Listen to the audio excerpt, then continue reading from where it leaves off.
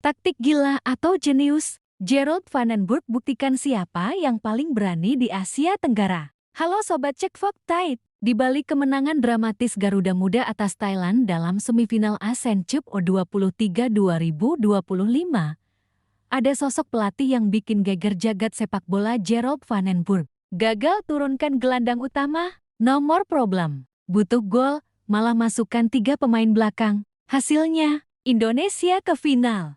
Di episode kali ini, kami akan bongkar 3 taktik gila sang pelatih Belanda yang ternyata bukan cuma nekat, tapi juga brilian. Jangan kemana-mana, karena disinilah tempatnya, fakta bicara bukan spekulasi. Patut dipuji. Inilah 3 taktik gila Gerald Vandenberg yang antar timnas U23 Indonesia singkirkan Thailand pada duel yang digelar di Stadion Utama Gelora Bung Karno, Jakarta. Jumat 25 Juli tahun 2025, Garuda Muda meraih tiket ke final usai menang via babak adu penalti dengan skor 7-6 usai imbang 1-1 di waktu normal. Gerald Vandenberg patut mendapatkan pujian usai kemenangan heroik timnas U23 Indonesia kemarin malam. Pasalnya, pelatih asal Belanda melakukan keputusan berani yang sukses membawa Garuda Muda melenggang ke final. Inilah beberapa perubahan taktik yang dilakukan ex-pemain PSV Eindhoven tersebut yang sukses membawa Garuda Muda lolos ke final. Pertama, menurunkan 2 bek sayap di pos gelandang.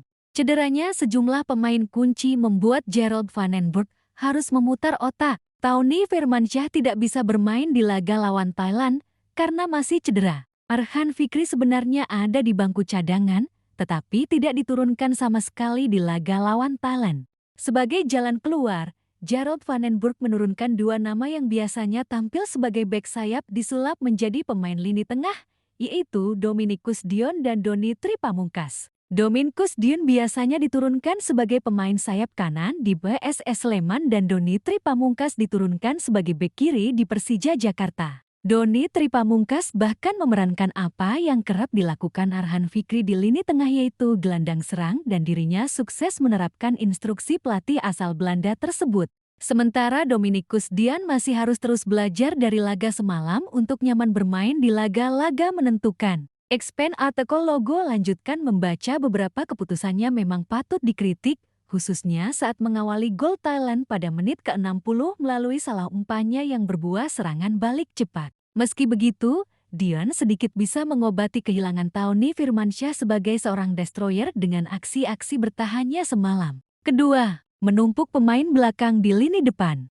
Keputusan berani berikutnya adalah memasukkan pemain belakang usai timnas U23 Indonesia tertinggal 0-1 dari Thailand. Gerald Vandenberg memasukkan Alvarez Buffon, Brandon Schueneman, dan Muhammad Ferrari menggantikan Rahmat Arjuna, Dominikus Dion, dan Ahmad Maulana pada menit ke. Tentu, keputusan ini sedikit dipertanyakan karena pelatih asal Belanda justru menumpuk banyak pemain belakang saat sedang tertinggal. Ternyata, ketiganya diturunkan untuk membantu agresivitas di lini depan.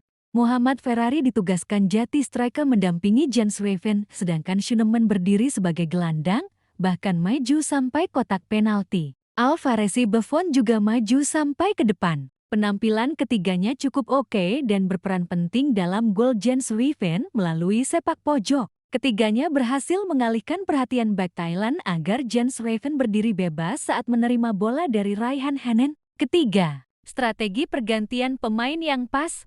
Gerald Vandenberg memaksimalkan strategi pergantian pemain dengan pas. Pelatih asal Belanda tersebut memasukkan 3 pemain belakang baru pada menit ke-76 untuk meningkatkan agresivitas di lini depan. Ketiganya berperan besar dalam gol Jens Weven pada menit ke-83. Selain itu, ketiganya juga mampu menambah stamina para pemain yang sudah kelelahan setelah memasuki perpanjangan waktu. Salah satu aksi krusial paling heroik terjadi usai Alvarez Buffon menghalau umpan panjang Thailand yang sudah berhasil melewati Muhammad Ardiansyah di babak perpanjangan waktu.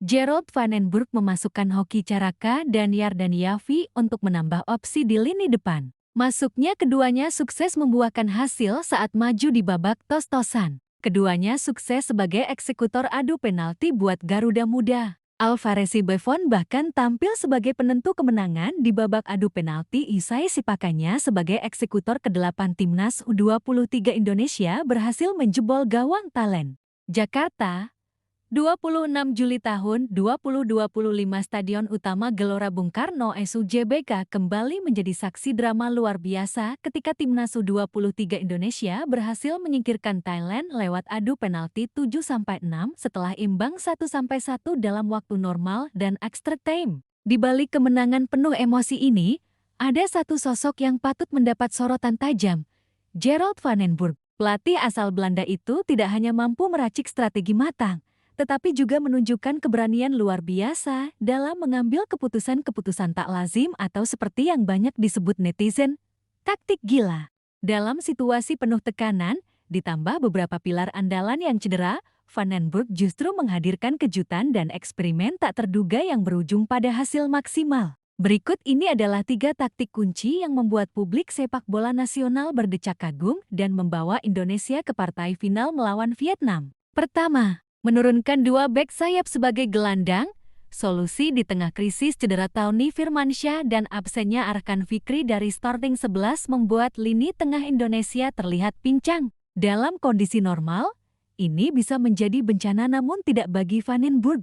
Sebagai gantinya, ia mengambil risiko besar dengan memindahkan 2 pemain yang biasa beroperasi sebagai bek sayap Dominikus Dion dan Doni Tri Pamungkas ke posisi sentral di lini tengah. Dominikus Dion, yang biasa bermain di sayap kanan bersama PSS Sleman, diplot menjadi gelandang bertahan. Meski sempat membuat kesalahan fatal yang berujung gol Thailand, kontribusinya dalam bertahan, duel udara, dan tackle cukup membantu menjaga kestabilan. Doni Tri Pamungkas, bek kiri andalan Persija Jakarta, bermain di posisi lebih ofensif sebagai gelandang serang. Ia mengisi peran yang biasanya dimainkan Arkan Fikri. Doni bermain penuh energi dan menjadi penghubung antara lini belakang dan lini depan. Keputusan ini menuai pujian karena menunjukkan fleksibilitas kuat serta keberanian pelatih dalam melakukan improvisasi taktis yang tidak umum, bahkan di level senior. Kedua, menumpuk pemain belakang justru untuk menyerang.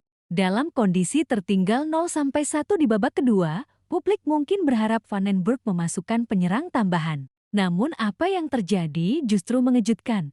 Ia memasukkan 3 pemain belakang Muhammad Ferrari, Brandon Schoenemann, dan Alvarez Buffon. Tentu saja publik terkejut. Kenapa justru menambah bek ketika butuh gol? Namun keputusan ini bukan tanpa rencana.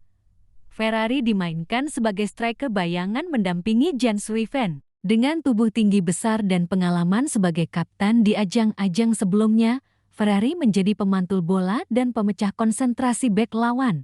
Schoenemann diposisikan sebagai gelandang box-to-box yang aktif menekan dari lini kedua. Alvarez Buffon bahkan maju sampai ke area kotak penalti lawan dan ikut dalam skema bola mati. Semua ini terbukti efektif ketika gol penyama kedudukan lahir dari situasi sepak pojok. Posisi mereka mengacaukan konsentrasi bek Thailand, dan Jens Ruijven mampu mengeksekusi peluang dengan baik pada menit ke-83. Ketiga, strategi substitusi jitu dan pengelolaan stamina di extra time.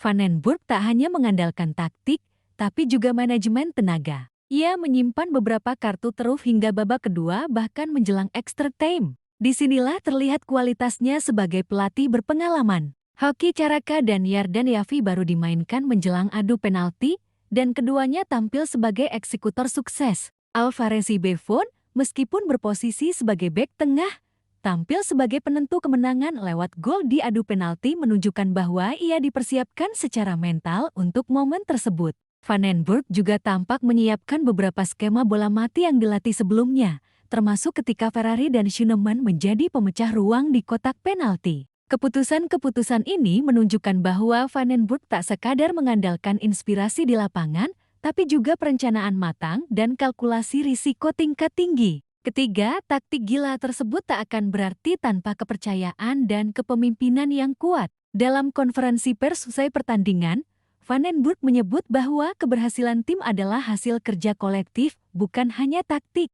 Saya mempercayai pemain saya tahu kemampuan mereka. Di saat orang lain ragu, saya melihat potensi besar dalam setiap individu, ujar Van den Burg. Hal ini terlihat dari cara ia membangkitkan kepercayaan diri pemain muda yang sebelumnya tidak mendapat banyak menit bermain, seperti Buffon dan Dion, untuk tampil di semifinal besar melawan Thailand. Dengan kemenangan atas Thailand, Indonesia memastikan tempat di final Asian Cup U23 2025 melawan Vietnam, lawan yang 2 tahun lalu menumbangkan mereka lewat adu penalti di semifinal ke-2023. Namun kini situasinya berbeda. Indonesia tampil sebagai tuan rumah. Taktik Vandenberg terus berkembang, dan para pemain muda seperti Raven, Dani, Dion, Bevon, dan Shunemen mulai mendapatkan kepercayaan penuh dari publik sepak bola nasional. Final nanti bukan sekadar laga, tapi medan pertaruhan gengsi, harga diri, dan pembuktian bahwa generasi muda Indonesia siap bersaing di level Asia.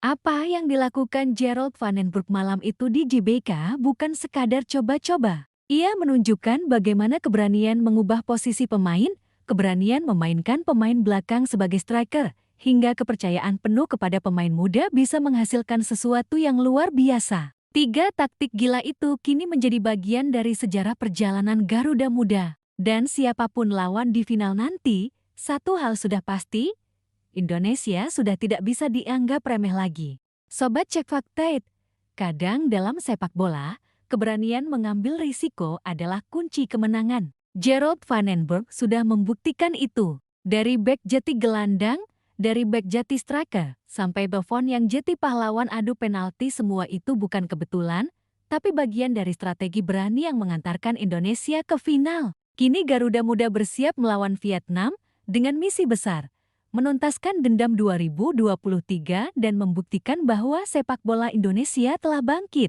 Kami akan terus hadir mengawal perjalanan ini dengan fakta dan data akurat. Jangan lupa like, komen, dan subscribe Cek Fakta. Karena di sini, yang kamu dapat bukan gosip tapi kebenaran di balik gemuruh stadion.